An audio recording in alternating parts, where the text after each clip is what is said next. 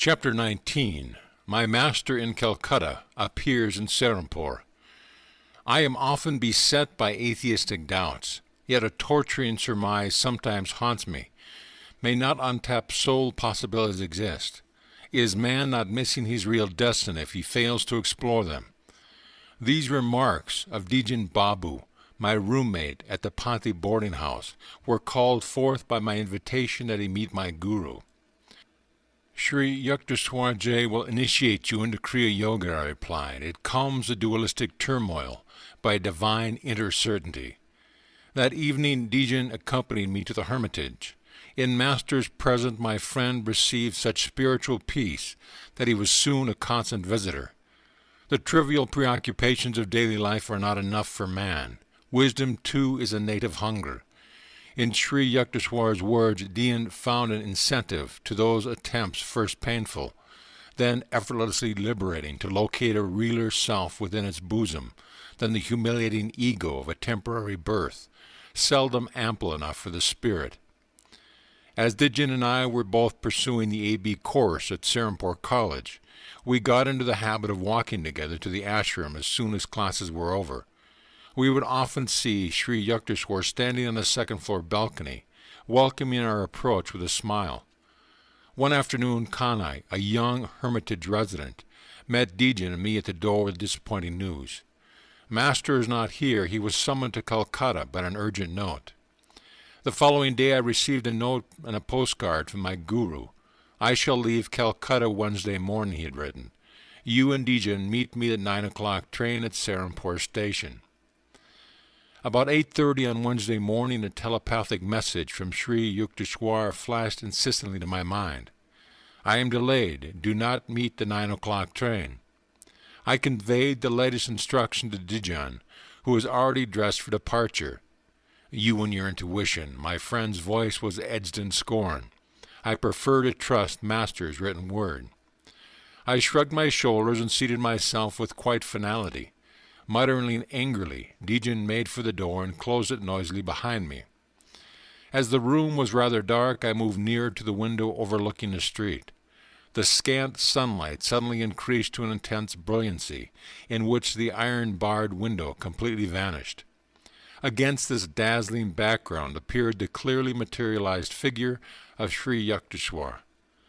Bewildering to the point of shock, I rose from my chair and knelt before him.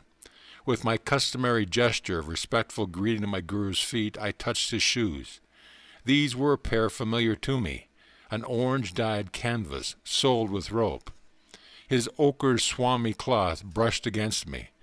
I distinctly felt not only the texture of the robe, but also the gritty surface of the shoes and the pressure of his toes within them.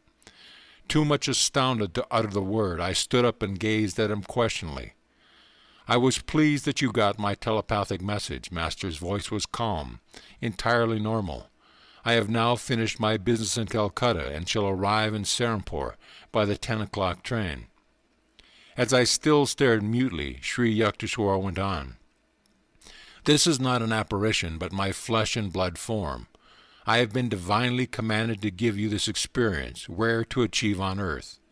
Meet me at the station. You and Dijan will see me coming toward you, dressed as I am now. I shall be preceded by a few passengers, a little boy carrying a silver jug. My guru placed both hands on my head with a murmured blessing, as he concluded with the words, Tabu Asi. I heard a peculiar rumbling sound. His body began to melt gradually within the piercing light. First his feet and his legs vanished, then his torso and his head, like a scroll being rolled up. To the very last, I could feel his fingers resting lightly on my hair. The effulgence faded. Nothing remained before me but the barred window and a pale stream of sunlight. I remained in a half-stupor of confusion, questioning whether I had not been the victim of a hallucination. A crestfallen Dijan soon entered the room. Master was not on the 9 o'clock train, nor even the 9:30. My friend made his announcement with a slightly apologetic air. Come then, I know he will arrive at 10 o'clock. I took Dijan's hand and rushed him forcibly along with me, heedless of his protests. In about 10 minutes we entered the station, where the train was already puffing to a halt. The whole train is filled with the light of Master's aura. He is here, I exclaimed joyfully. You dream so, Dijin laughed mockingly. Let us wait here. I told my friend details on the way in which our guru would approach us. As I finished my description, Sri Yukteswar came into view wearing the same clothes I had seen a short time earlier. He walked slowly in the wake of a small lad bearing a silver jug. For a moment a wave of cold fear passed through me at the unprecedented strangeness of my experience. I felt the materialistic 20th century world slipping from me. Was I back in the ancient days where Jesus appeared before Peter on the sea? As Sri Yukteswar, a modern yogi Christ, reached the spot where Dijin and I were speechlessly rooted, Master smiled at my friend and remarked, I sent you a message too, but you were unable to grasp it. Dijin was silent, but glared at me suspiciously. After we had escorted our guru to his hermitage, my friend and I proceeded toward Serampore College. Dijin halted in the street, indignation streaming from every pore. So, Master sent me a message, yet you concealed it. I demand an explanation. Can I help it if your mental mirror oscillates with such restlessness that you cannot register our guru's instruction? I retorted. The anger vanished from Dijin's face. I see what you mean, he said ruefully. But please explain how you could know about the child with the jug. By the time I had finished the story of Master's phenomenal appearance at the boarding house that morning, my friend and I had reached Serampore College. The account I have just heard of our guru's power, Dijin said, makes me feel that any university in the world is only a kindergarten. End of chapter.